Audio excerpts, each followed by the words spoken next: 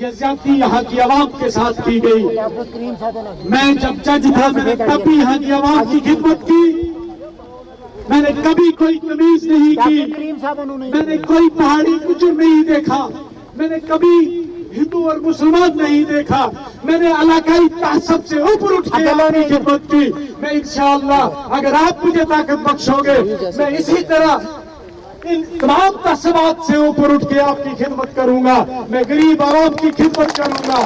لیکن جس طرح آپ نے مجھے پہلے کہا کہ میں منجا کوٹ کے علاقے میں نہیں آؤں گا, آپ ہر آدمی میرے لیے ایک دوسرے کے گھر گھر جا کر محلہ جا کر میرے لیے لڑو گے. جس طرح کے انجینئر رشید کے بچوں نے, جس طرح کے سینٹرل گورنمنٹ نے ان کے ساتھ زیادتی کی کیونکہ وہ بے گناہ تھا, اس کو جیل میں بند کیا ہوا ہے. انجینئر رشید کے بچوں نے جا کر جب لوگوں کے سامنے گئے کہ ہمیں انصاف چاہیے, ہم آپ کے ووٹ سے تہاڑ کا تالا کھولنا چاہتے ہیں, دنیا نے کچھ نہیں دیکھا, ماؤں بہنوں نے کچھ نہیں دیکھا. میں نے سنا کہ عورتوں نے اپنے زیور بیچ کر کہا ہم اس کو الیکشن لڑائیں گے.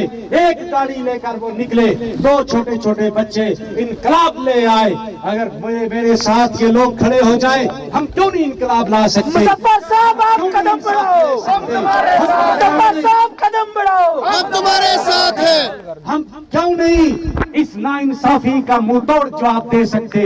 انشاءاللہ اگر آپ لوگوں کا ساتھ رہا. میں رونا مجھے پسند نہیں ہے, لیکن مجھے رونا اس لیے آ جایا کہ میری وجہ سے آپ کو تکلیف ہوئی. بہت سارے لوگ اس دن رات کو سوئے نہیں, 3 بجے تک مجھے فون آتے رہے. مجھے اس کا افسوس ہے کہ میں نے میری وجہ سے یہاں کے لوگوں کو اتنا دکھ پہنچا. مجھے اس لیے آنسو آئے. مجھے کوئی طلب نہیں ہے.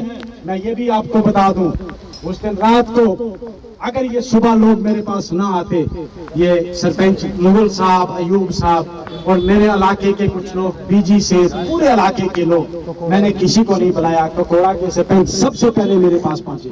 میں ابھی اس دن رات کو سویا بھی نہیں, نماز پڑھ کے میں سونا چاہتا تھا. میں نے اس دن فیصلہ کر دیا تھا کہ میں سیاست چھوڑ دوں گا. میں نے کہا یہ پتہ نہیں اس کے اندر میں فٹ نہیں بیٹھا اور میں اپنے آپ کو شفٹ کر دوں گا دلی میں سپریم کورٹ میں صرف وکالت کروں گا. لیکن جب لوگ میرے پاس آئے صبح ہر علاقے سے, مجھے کہنے لگے آپ تو چلے جاؤ گے, ہمیں کس کے حوالے کر جاؤ, ہم کیا کریں گے؟ ہمارے پاس 2 ہی آپشن ہیں, ہم کولیشن کو ووٹ نہیں دیں گے. انہوں نے صاف الفاظ میں کہہ دیا ہم کولیشن کے کینڈیڈیٹ کو نہیں دیں گے. انہوں نے صاف الفاظ میں یہی کہا کہ یا تو آپ الیکشن لڑو گے یا پھر ہم بی جے پی میں جائیں. میرے ایمان نے یہ دوبارہ نہیں کیا. میں نے کہا اس کا قصوروار بھی نہیں بنا. اگر یہ لوگ ایمان سے خارج ہو جائیں گے تو یہ سارا الزام مجھ پہ آئے گا کہ تیری وجہ سے یہ لوگ. بھائی میرا تو یہ ماننا ہے کہ جو اس پارٹی کو ووٹ دے گا وہ ایمان سے خارج ہے. اس لیے میں نے یہ فرض سمجھا کہ اللہ تعالیٰ کل قیامت کے دن اللہ اور اس کے رسول مجھے گریباں سے پکڑ کر پوچھیں گے کہ جب تیرے پاس آئی تھی کہ ہمارا ایمان بچاؤ, تو بھاگ گیا دلی, میں کیا جواب دوں گا؟ میں نے بہت غور کیا اس پر. ایسا نہیں ہے کہ میں نے کوئی جذبات میں آ کر فیصلہ کیا. میں نے لوگوں کے جذبات کو سنا. جب مجھے لگا نہیں مظفر تجھے میدان چھوڑ کے بھاگنا نہیں ہے, ہمیں لڑنا ہے اور اس کا جواب دینا ہے. اس زیادتی کا, ظلم کا جواب ووٹ سے دینا ہے. اب منجا کوٹ والوں کو میری ایک ہی گزارش ہے, آپ سب گیلے ہو گئے, بارش کوئی بات نہیں بولو. میری ایک ہی گزارش ہے تمام لوگوں سے. مجھے لگتا ہے کہ منجا کوٹ کا کوئی گاؤں, کوئی علاقہ ایسا نہیں ہے کہ جہاں کا آدمی یہاں نہ ہو. میری آپ سب سے ایک گزارش ہے, آج سے صرف 20 دن میرے حوالے کر اور گھر سے نکل جاؤ. گاؤں میں ہر گاؤں, ہر گھر میں جاؤ اور لوگوں کو کہو کہ اس ناانصافی کا جواب ہم نے دینا ہے. اور انشاءاللہ میرے اگر آخری سانس تک میں آپ لوگوں کے لیے لڑوں گا. انہوں نے جو کیا وہ کیا, لیکن یہ وقت اب ہمارا ہے, ہم نے ان کو جواب دینا ہے. ایک شاعر کہتا ہے کہ کوئی بھی شخص اب پیار کے قابل نہیں ملتا, کوئی بھی شخص اب پیار کے قابل نہیں ملتا. کوئی دل کا نہیں ملتا، کسی سے دل نہیں ملتا۔ عجیب دور ہے خواتین اس شہر سیاست کی، یہاں لاشیں تو ملتی ہے مگر قاتل نہیں ملتا۔ کچھ ایسا ہی ہوا ہمارے ساتھ۔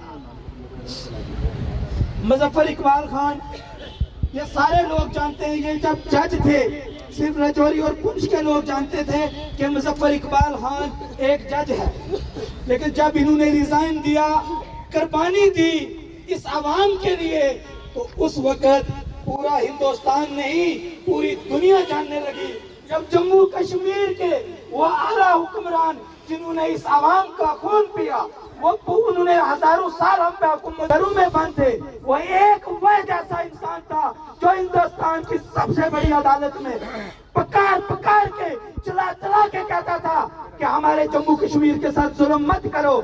آج مجھے نہیں لگتا کہ جموں کشمیر کی تاریخ میں کوئی ایک ایسا لیڈر جو قابلیت میں مظفر اقبال خان کا مقابلہ کر سکے۔ میں آپ کے ساتھ ہوں، مگر زمانہ بدل رہا ہے۔ یہ بات الگ ہے کہ تم نہ بدلو، مگر زمانہ بدل رہا ہے۔ گلاب پتھر پہ کھل رہے ہیں، چراغ آندھیوں میں جل رہا ہے۔ یہی جنون، یہی ایک خواب میرا ہے، وہاں چراغ جلا دوں جہاں اندھیرا ہے۔ کوئی ڈر نہیں، ایک ایسی خوف اڑان بھر چکے ہیں۔ ہاں جی،